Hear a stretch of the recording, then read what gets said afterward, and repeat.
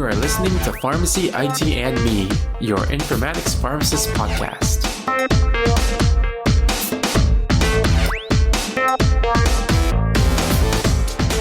Alright, welcome to another episode of Pharmacy IT and Me, and as with every episode, we start off this one stating that the intended audience for this episode are newcomers to pharmacy informatics. So previously, I briefly touched upon IV smart pumps and how they affected the medication administration portion of the medication use process. The purpose of today's episode is to delve a little deeper into what the system is and how it can promote safety and what a pharmacist's role is in managing this type of system. So on today's short episode, we will go over the basics of smart pumps, and in a future episode, we'll discuss two-way communications of smart pumps. So what is an infusion pump? In the inpatient setting, medications can be given through the intravenous route, through infusion devices or infusion pumps.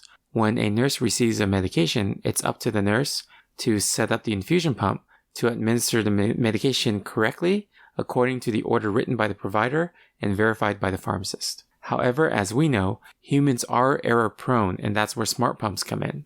So what exactly is a smart pump? Smart pumps are infusion pumps that have additional safety measures built in to lower the risk of medication administration errors. The typical workflow of a smart pump would start with the nurse receiving the medication from the pharmacy or the automated dispensing cabinet, and then scanning the medication with a barcode scanner to ensure that the order is correct. And then the nurse will navigate on the smart pump to choose the predefined medication entry that matches the order that they have in hand. Once chosen, the nurse will then enter in the rate, and then they will administer the medication through the pump.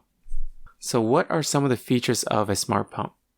A smart pump has a library of medication entries that have drug names, concentrations, dosing units, and guardrails configured. What is a guardrail? A guardrail is basically a limitation on the rate of administration.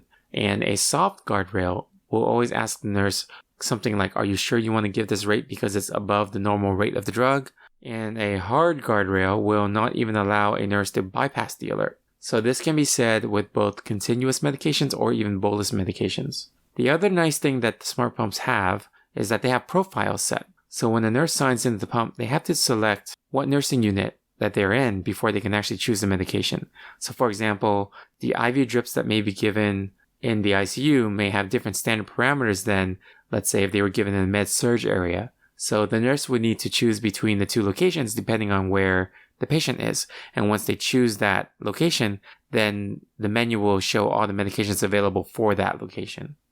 Another nice thing to note is that smart pumps log everything. So all the alerts fired, all the alerts bypassed, and all the near misses are logged into something called CQI data, which stands for Continuous Quality Improvement. This is typically assessed to see the near misses and how can we improve the system to prevent these kind of near misses from occurring again in the future. And what I've kind of seen is that the medication safety pharmacist or the medication safety officer would be reviewing the data as part of the medication error reduction team. So let's get into why a pharmacist is important for all these smart pumps. Remember, smart pumps need to have a library of medications built before the smart pumps can be efficiently used. Pharmacists are the medication experts. Typically, a pharmacist would need to review the configurations of the nursing unit profiles to make sure that the appropriate medications are listed in each unit.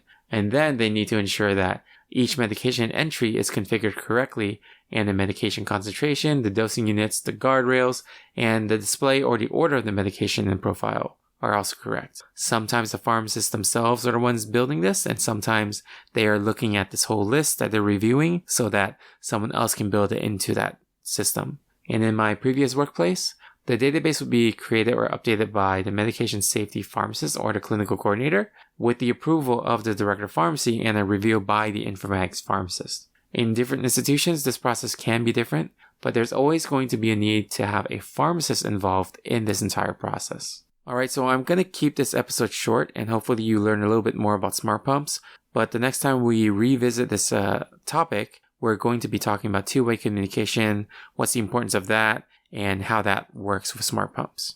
Alright, if you guys liked this episode, you guys can subscribe and rate us on iTunes, Stitcher, Google Play, or any of your other favorite podcasting services. You can also follow us on Twitter or Facebook at PharmacyITme or Instagram at Pharmacy Informatics. Or you can email me at tony@pharmacyitme.com. And also I wanted to plug a great networking opportunity called Pharmacist Connect. You can check out pharmacistconnect.com to get into the Slack workspace where you can network with other pharmacists of all different types of paths. So this is at pharmacistconnect.com. Thank you again for listening, and I'll see you on the next episode of Pharmacy IT and Me. And remember, technology is a tool, patient care is the goal.